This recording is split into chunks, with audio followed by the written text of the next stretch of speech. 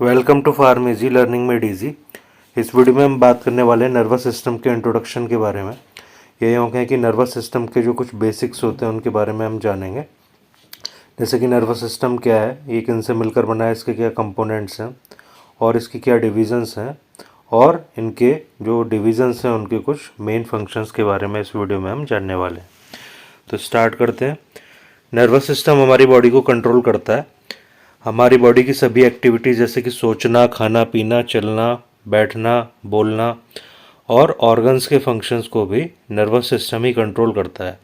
जैसे कि heart beat, peristalsis, digestion जैसे सभी फंक्शंस को ये कंट्रोल करता है। नर्वस सिस्टम हमारे एंडोक्राइन सिस्टम के साथ मिलकर जो हमारे बॉडी फंक्शंस हैं उनको कंट्रोल करता है और कोऑर्डिनेट करता है। तो जो नर्वस सिस्टम है इसका रेस्पॉन्स काफ़ी ज़्यादा फास्ट होता है एज़ कम्पेयर टू जो हमारी बॉडी के जो दूसरे सभी सिस्टम्स होते हैं। तो नर्वस सिस्टम क्या है इसके बारे में हम जानेंगे और थोड़ा सा डिटेल में। तो नर्वस सिस्टम जो है ये हमारे ब्रेन और स्पाइनल कॉर्ड और उनसे निकलने वाली नर्व से मिलकर बना होता है।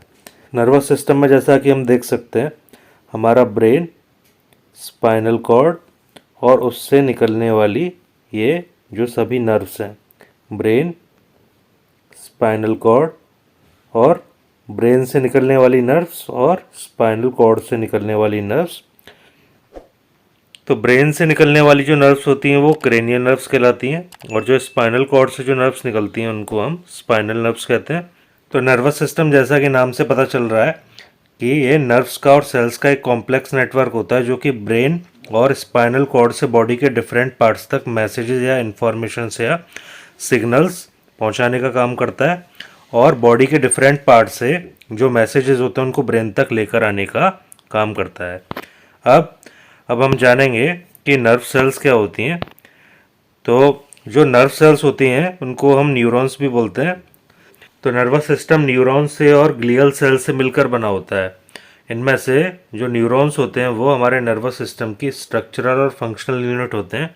तो न्यूरॉन की स्ट्रक्चर जो होती है उसमें बेसिकली 3 मेजर पार्ट्स होते हैं, सेल बॉडी, एक्सॉन और डेंड्राइट। और जो न्यूरॉन का जो टर्मिनल पार्ट होता है उसको हम साइनेप्स बोलते हैं। अब इसके अलावा जो न्यूरॉन्स हैं और जो ग्लियल सेल्स हैं उनको देखते हैं। तो न्यूरॉन की स्ट्रक्चर जो अभी हमने देखी, इसके अलावा कुछ इंपॉर्टेंट टाइप की जो ग्लियल सेल्स हैं, ओलिगो डेंड्रोसाइट्स, माइक्रोग्लिया और एस्ट्रोसाइट्स, ये कुछ इस तरीके से उनकी स्ट्रक्चर होती है। तो जो हमारा जो नर्वस सिस्टम है उसमें ये 2 टाइप्स की सेल ही मेनली पाई जाती हैं, न्यूरॉन्स और ग्लियल सेल्स। तो ग्लियल सेल्स के जो मेजर कुछ फंक्शंस होते हैं उसके बारे में हम बात करेंगे। ये जो हमारे न्यूरॉन्स होते हैं उनको ये सराउंड करके रखती हैं, उनके चारों तरफ ये होती हैं और उनको होल्ड करके रखती हैं अपनी जगह पर टाइटली। इसके अलावा ये ऑक्सीजन और न्यूट्रिएंट्स की सप्लाई करती हैं न्यूरॉन्स को, और इसके अलावा ये जो हमारे न्यूरॉन्स हैं उनको इंसुलेट करती हैं। ये जो डेड न्यूरॉन्स होते हैं उनको रिमूव करते हैं, हटाते हैं, और इसके अलावा जो पैथोजेंस की अगर बाई चांस कोई एंट्री होती है तो उसको ये डिस्ट्रॉय करने का काम करते हैं। ब्रेन से निकलने वाली नर्व्स ये कहलाती हैं क्रेनियल नर्व्स, और इसके अलावा जो स्पाइनल कॉर्ड से जो नर्व्स निकलती हैं इनको हम बोलते हैं स्पाइनल नर्व्स। ये जो नर्व्स होती हैं बॉडी के सभी पार्ट्स में इनकी सप्लाई होती है, ये पहुंचती हैं। ब्रेन के अलावा नर्वस सिस्टम के दूसरे सभी पार्ट जैसे कि स्पाइनल कॉर्ड आदि ये एक साथ मिलकर काम करते हैं और मैसेजेस को ब्रेन से बॉडी तक और बॉडी के दूसरे सभी पार्ट से ब्रेन तक पहुंचाने का काम करते हैं। ब्रेन को हमारी बॉडी के पूरे हिस्सों तक मैसेजेस भेजने के लिए स्पाइनल कॉर्ड की ज़रूरत होती है, या हम कह सकते हैं कि ब्रेन स्पाइनल कॉर्ड के थ्रू अपने मैसेजेस को ट्रांसमिट करता है और रिसीव करता है। स्पाइनल कॉर्ड से धागे जैसी नर्व्स निकलती हैं जिनको स्पाइनल नर्व्स कहा जाता है, और ये नर्व्स सभी ऑर्गन्स और बॉडी पार्ट्स तक पहुंचती हैं। शरीर में जब कहीं से कोई भी मैसेज ब्रेन तक आता है तो ब्रेन उस मैसेज को एनालाइज करने के बाद ब्रेन बॉडी को बताता है कि बॉडी को कैसे रिएक्ट करना है। जैसे हम मान लें, एक एग्जांपल के थ्रू अगर हम इसको समझें, जब हम किसी गर्म सरफेस को टच करते हैं तो हमारे स्किन का वो हिस्सा जो गर्म सरफेस को टच करता है उस हिस्से के नीचे प्रेजेंट जो नर्व्स होती हैं वो नर्व्स तुरंत ब्रेन तक मैसेज पहुंचाती हैं। ये मैसेज स्पाइनल कॉर्ड से होता हुआ ब्रेन तक पहुंचता है।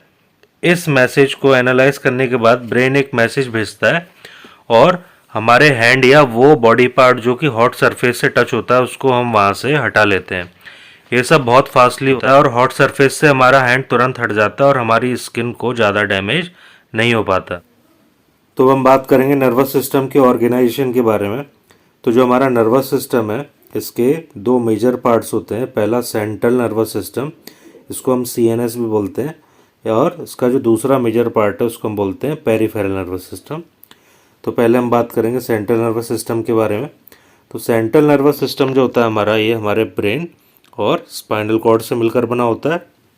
अब इसके अलावा जो पेरिफेरल नर्वस सिस्टम है, ये पेरिफेरल नर्वस सिस्टम जो होता है ये हमारे ब्रेन और स्पाइनल कॉर्ड से निकलने वाली जो नर्व्स हैं, यानी कि ब्रेन से जो निकलने वाली क्रेनियल नर्व्स और स्पाइनल कॉर्ड से निकलने वाली स्पाइनल नर्व्स से मिलकर ये बना होता है। तो इसके दो मेन डिवीज़न होते हैं पेरिफेरल नर्वस सिस्टम के। पहला ऑटोनोमिक नर्वस सिस्टम। ऑटोनोमिक जो नर्वस सिस्टम होता है ये हमारी बॉडी के जो इनवॉलंटरी फंक्शंस होते हैं उनको कंट्रोल करता है। इनवॉलंटरी फंक्शंस होते हैं उनको कंट्रोल करता है। इनवॉलंटरी फंक्शंस जैसे कि, तो पेरिफेरल नर्वस सिस्टम की जो नर्व्स हैं जो कि ब्रेन और स्पाइनल कॉर्ड से निकलती हैं, ये हमारी बॉडी की जो सभी जो हिस्से हैं उन तक ये पहुंचते हैं, डिफरेंट पार्ट्स तक, जैसे कि सेंस ऑर्गन्स तक, मसल्स तक और ग्लैंड्स तक। तो अब जो PNS है यानी पेरिफेरल नर्वस सिस्टम, इसका मेन फंक्शन ये हुआ कि हमारी बॉडी को ब्रेन और स्पाइनल कॉर्ड से कनेक्ट करना। इसके साथ ही हमारे सेंट्रल नर्वस सिस्टम को एक्सटर्नल एनवायरनमेंट से कनेक्ट करने का काम हमारा ये पेरिफेरल नर्वस सिस्टम करता है।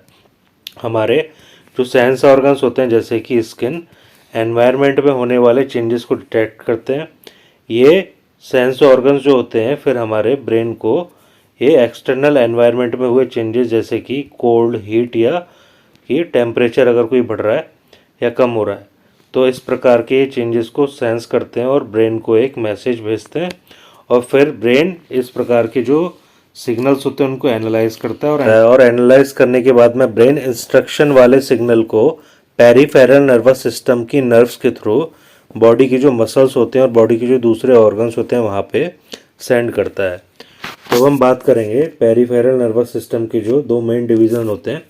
सबसे पहले ऑटोनोमिक नर्वस सिस्टम। तो ऑटोनोमिक नर्वस सिस्टम वो नर्वस सिस्टम का हिस्सा है जो कि हमारी बॉडी के इनवॉलंटरी फंक्शन जैसे कि heart beat, blood flow, breathing, digestion, इनको ये कंट्रोल करता है। और इसके अलावा जो दूसरा हिस्सा है मेन, वो है सोमैटिक नर्वस सिस्टम। तो जो सोमैटिक नर्वस सिस्टम होता है ये हमारी बॉडी के जो वॉलंटरी फंक्शंस होते हैं उनको कंट्रोल करता है। वॉलंटरी फंक्शंस को कैसे कंट्रोल करता है, जैसे कि जो हमारे जैसे बॉडी मूवमेंट्स होते हैं उन बॉडी मूवमेंट्स को स्केलेटल मसल के थ्रू ये कंट्रोल करता है। जैसे हम अपने हैंड को या किसी बॉडी पार्ट को अपनी इच्छा से हम मूव कर पाते हैं, तो ये एक वॉलंटरी फंक्शन है और इसको कंट्रोल करता है सोमैटिक नर्वस सिस्टम। तो अब ऑटोनोमिक नर्वस सिस्टम के तीन मेन सब डिविजन्स होते हैं। पहला पैरासिम्पैथेटिक नर्वस सिस्टम। तो अभी जो पैरासिम्पैथेटिक नर्वस सिस्टम होता है इसको रेस्ट एंड डाइजेस्ट, इसका मतलब ये नॉर्मल बॉडी फंक्शन में एक्टिव होता है। इसका मतलब ये हुआ कि ये हमारी बॉडी की जो नॉर्मल बॉडी फंक्शनिंग है जो रेस्ट की कंडीशन में उसमें अपना रोल प्ले करता है, उसमें ये एक्टिव होता है। अब इसके बाद में जो इसका दूसरा मुख्य डिवीज़न है वो है सिंपैथेटिक। तो जो सिंपैथेटिक नर्वस सिस्टम है ये फाइट या फ्लाइट। तो ये फाइट या फ्लाइट का मतलब ये इमरजेंसी कंडीशन के समय एक्टिव होकर ये अपना रोल प्ले करता है। फाइट का मतलब जैसे लड़ना और फ्लाइट का मतलब जैसे भाग जाना। तो मान लें कि आप किसी इमरजेंसी कंडीशन में फंस गए और आपके पास कोई खतरा है, तो आपकी बॉडी को उस खतरे से फाइट करने के लिए तैयार करना और फाइट ना कर पाने की कंडीशन में वहाँ से फ्लाइट यानी कि वहाँ से भाग जाने के लिए तैयार करना, ये जो काम होता है ये हमारे सिंपैथेटिक नर्वस सिस्टम का होता है। ये बॉडी को प्रिपेयर करता है उस तरीके से इमरजेंसी कंडीशन से डील करने के लिए। इसमें जनरली हार्ट बीट बढ़ जाती है, एड्रेनलिन और नॉन एड्रेनलिन जो होते हैं उनका सिक्रेशन बढ़ जाता है, ग्लूकोज का प्रोडक्शन और ग्लूकोज का रिलीज बढ़ जाता है और पूरी बॉडी में जो हमारी जो स्केलेटल मसल्स होती हैं उनमें ब्लड का फ्लो बढ़ जाता है। ये सभी कंडीशन जो होती हैं हमको ये प्रिपेयर करती हैं काउंटर करने के लिए इमरजेंसी कंडीशन। तो पैरासिम्पैथेटिक और सिंपैथेटिक नर्वस सिस्टम्स के कुछ इंपॉर्टेंट फंक्शंस को अभी हम और जानेंगे थोड़ा सा डिटेल में, लेकिन इससे पहले हम बात करेंगे जो ऑटोनॉमिक नर्वस सिस्टम का जो तीसरा जो मेजर पार्ट है वो एंट्रिक नर्वस सिस्टम जो होता है इसके बारे में। तो एंट्रिक वर्ड जो होता है उसका मतलब इंटेस्टाइन से रिलेटेड होता है।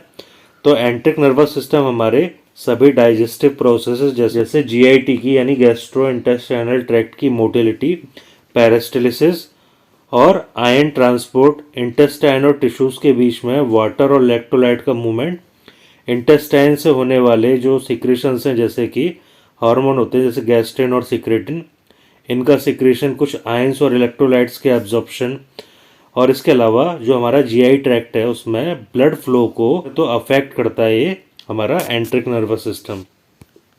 तो जो पैरासिम्पैथेटिक नर्वस सिस्टम और जो सिंपैथेटिक नर्वस सिस्टम के कुछ मेन एक्शंस के बारे में हम जानेंगे। तो जब पैरासिम्पैथेटिक नर्वस सिस्टम एक्टिव होता है तो प्यूपिल्स जो होती हैं, आंखों की पतलियां, वो कंस्ट्रिक्ट हो जाती हैं और जो सैलाइवा जो होता है ये उसका सिक्रेशन बढ़ जाता है। इसके अलावा जो ब्रोंकाई जो है फेफड़े में ये कंस्ट्रिक्ट हो जाती हैं का मतलब सिकुड़ जाती हैं, हार्ट बीट स्लो हो जाती है। इसके अलावा जो हमारी पेरिस्टालिटिक मूवमेंट है और इंटेस्टाइन में जो जीआईटी में होने वाले सिक्रीशंस है वो इंक्रीज हो जाते हैं, बढ़ जाते हैं। इसके अलावा जो बाइल का रिलीज होता है वो भी बढ़ जाता है और हमारा ब्लैडर जो होता है वो कॉन्ट्रैक्ट करता है। जब यूरिनरी ब्लैडर कॉन्ट्रैक्ट करेगा तो यूरिन का रिलीज हो। तो ये सभी एक्शंस थे पैरासिम्पैथेटिक नर्वस सिस्टम के। पैरासिम्पैथेटिक नर्वस सिस्टम हमारी जो नॉर्मल बॉडी कंडीशंस होती हैं उसमें ये एक्टिव होता है। अब बात करेंगे सिंपैथेटिक नर्वस सिस्टम की। सिंपैथेटिक नर्वस सिस्टम वही जब बॉडी को कोई इमरजेंसी होती है, किसी टाइप का कोई फियर होता है तो उसको ये प्रिपेयर करता है बॉडी को, हमारी बॉडी को उससे काउंटर करने के लिए इमरजेंसी सिचुएशन से।